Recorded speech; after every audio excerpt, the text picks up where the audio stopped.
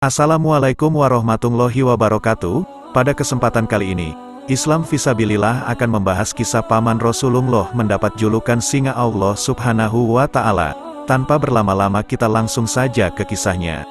Di dalam Sirah Nabawiyah karya Syekh Safiyur Rahman Al-Mubarakfuri diceritakan sebuah kisah mengagumkan, yaitu masuk Islamnya Sayyidina Hamzah radhiyallahu anhu, paman Rasulullah sallallahu alaihi wasallam. Sayyidina Hamzah radhiyallahu anhu memeluk Islam di saat situasi Mekah sedang memanas, ketika Nabi Muhammad sallallahu alaihi wasallam dan para sahabat menderita akibat gangguan dan penindasan kaum musyrikin Quraisy. Allah Ta'ala mencurahkan seberkas cahaya dengan masuk Islamnya Hamzah bin Abdul Muthalib radhiyallahu anhu. Sebagai putra Abdul Muthalib, Hamzah demikian peduli terhadap nasib keponakan tercintanya, yaitu Nabi Muhammad sallallahu alaihi wasallam. Sejak kecil Hamzah sudah mengenal dekat sifat Nabi Muhammad sallallahu alaihi wasallam. Kejujuran dan keluhuran budi keponakannya itu selalu membuatnya takjub dan bersimpati.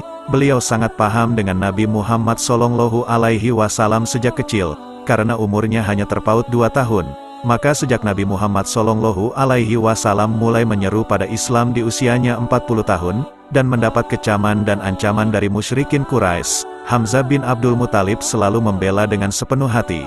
Berkatalah Hamzah kepada pemuka-pemuka Quraisy, "Dengarkan baik-baik apa yang akan aku katakan ini. Demi Tuhan, siapa yang mengganggu saudaraku yaitu Abu Talib dan keponakanku Muhammad, akan aku buat mereka marah dan tak sanggup menghadapiku, andai saja tidak dicegah." Abu Talib, yaitu saudaranya sendiri Hamzah yang sangat ditakuti Quraisy, sudah menghunuskan pedang menyerang siapa saja yang menyakiti Nabi Muhammad sallallahu alaihi wasallam. Yang menyakiti Nabi Muhammad sallallahu alaihi wasallam. Hamzah bin Abdul Muthalib melanjutkan perkataannya, "Aku bersumpah, siapa yang berani menyentuh Muhammad pasti berhadapan denganku dan tidak akan ada satu yang lolos dariku." Saat kaum Quraisy mengancam siapa saja untuk memeluk Islam, Hamzah justru tampil melindunginya bersama saudara-saudaranya, yaitu Abu Talib dan Abbas bin Abdul Muthalib. Suku-suku lain di luar Mekah yang ingin memeluk Islam bahkan ia kawal hingga rumah keponakan tercintanya Nabi Muhammad sallallahu alaihi wasallam tanpa ada yang berani mengganggunya. Padahal saat itu dirinya belum memeluk Islam, namun saat beliau mendengar lantunan ayat suci Al-Quran, surat Al-A'la, yang dibacakan oleh Abu Huzaifah, beliau tertegun dan hatinya yang keras itu mencair. Hamzah bin Abdul Muthalib begitu terpikat dengan untayan Al-Quran yang lama-kelamaan beliau yakini bukan dari untayan buatan manusia. Kaum Quraisy yang tidak bisa menyentuh Nabi Muhammad sallallahu alaihi wasallam kemudian melampiaskan amarah mereka pada para pengikut Nabi Muhammad yang lemah, yaitu para kaum mukmin yang berasal dari budak dan kaum miskin lemah. Maka Hamzah bin Abdul Muthalib semakin geram. Beliau tak bisa membela kaum lemah pengikut Nabi Muhammad sallallahu alaihi wasallam karena tidak memiliki hubungan kekerabatan dengan mereka. Beliau baru bisa bertindak jika Nabi Muhammad sang keponakan sendiri yang disakiti. Hingga suatu ketika Abu Jahal yang paling membenci Nabi sallallahu alaihi wasallam tak kuasa menahan diri hingga mencaci dan menyakiti Nabi Muhammad sallallahu alaihi wasallam. Mendengar perlakuan Abu Jahal, Hamzah bin Abdul Muthalib yang baru tiba dari berburu begitu marah dan langsung menuju Darun Natwah, yaitu tempat berkumpulnya petinggi Quraisy. Hamzah langsung menghampiri Abu Jahal dan memukulnya bertubi-tubi dengan busurnya, hingga tersungkur dan berdarah. Hamzah bin Abdul Muthalib berkata, "Hai si Hinadina, beraninya kau mencaci maki keponakanku, padahal aku sudah memeluk agamanya." Kata-kata dia adalah kata-kataku juga rasakan pembalasan dari keluargaku. Seluruh petinggi Quraisy terkejut dengan keberanian Hamzah. Mereka semakin terkesima ketika Hamzah dengan amarahnya tiba-tiba mengucapkan kata-kata yang mengagetkan, bahwa dirinya seorang pengikut Nabi Muhammad sallallahu alaihi wasallam.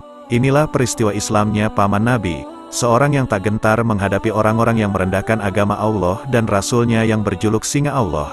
Dialah Hamzah bin Abdul Muthalib.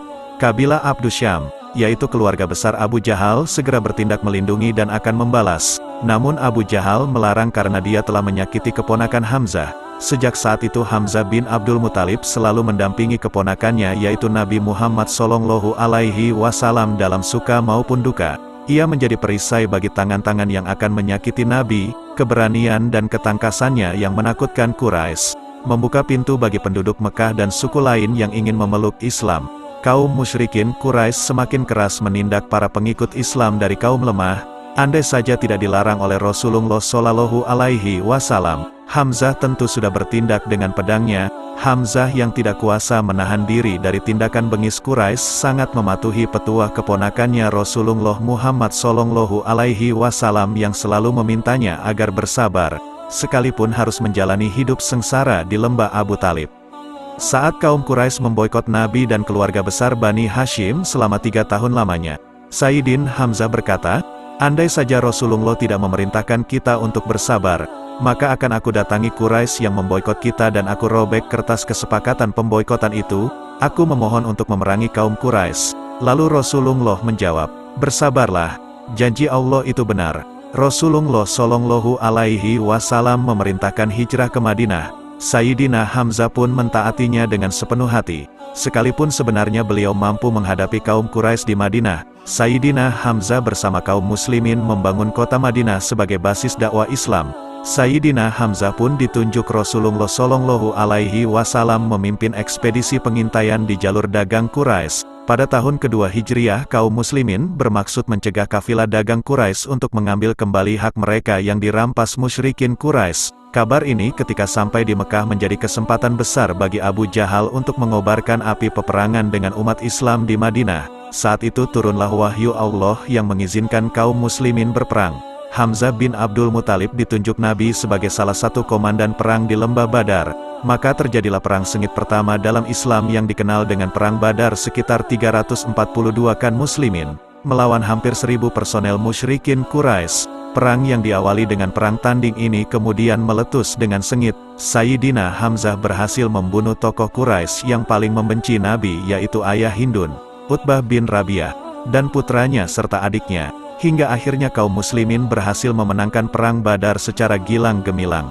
Hamzah bin Abdul Muthalib menjadi pahlawan perang Badar. Beliau tidak lagi disebut sang pemburu sehingga kini beliau dijuluki singa Allah dan Rasulnya karena kegigihannya membela agama Allah dan Rasulnya. Perang menorehkan kesedihan bagi kaum Quraisy di Mekah. Nama Hamzah disebut-sebut sebagai biang dari kemalangan kaum Quraisy.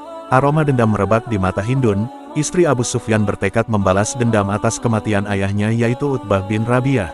Paman dan adiknya, Hindun berkata, "Aku akan membalas dendam padamu wahai Muhammad.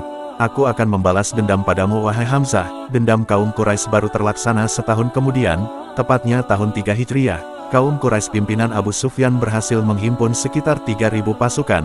Mereka bergerak ke Madinah. Rasulullah Shallallahu Alaihi Wasallam dan Hamzah bin Abdul Muthalib menjadi sasaran utama kaum Quraisy dalam peperangan ini. Perang berlangsung sengit. Wanita muslim menyemangati dari belakang pasukan dengan cara menabuhkan rebana. Sayyidina Hamzah diserang oleh banyak musuh, tapi dengan gagahnya beliau berhasil menumpas satu persatu musuh-musuh Islam. Tidak ada yang bisa mengalahkannya. Sejarah mencatat tidak kurang dari 30 musyrikin Quraisy mati di tangannya. Kemenangan sudah di ambang pintu andai saja para pemanah muslimin yang ditempatkan di Bukit Uhud tidak meninggalkan tempat lantaran tergiur harta rampasan. Tentu kaum muslimin memenangi perang ini. Dalam kondisi inilah tanpa disadari Hamzah, ada seorang bernama Wahsy yang diam-diam telah mengincarnya dari kejauhan. Sayyidina Hamzah menjadi bidikan tombak Wahsy. Hingga saat sang singa Allah itu lengah, tombak Wahsy melesat dan menancap di perut Hamzah bin Abdul Muthalib. Paman tercinta Nabi ini berusaha sekuat tenaga bangkit untuk menyerang Wahsy, tapi tombak Wahsy begitu dalam melukainya, sehingga hanya beberapa langkah saja Hamzah kemudian tumbang menghembuskan nafas terakhirnya. Kaum muslimin terdesak sehingga berlindung di atas Bukit Uhud. Rasulullah Shallallahu Alaihi Wasallam sendiri terus diburu hingga terluka parah. Sekitar 70 orang kaum muslimin gugur sebagai syahid.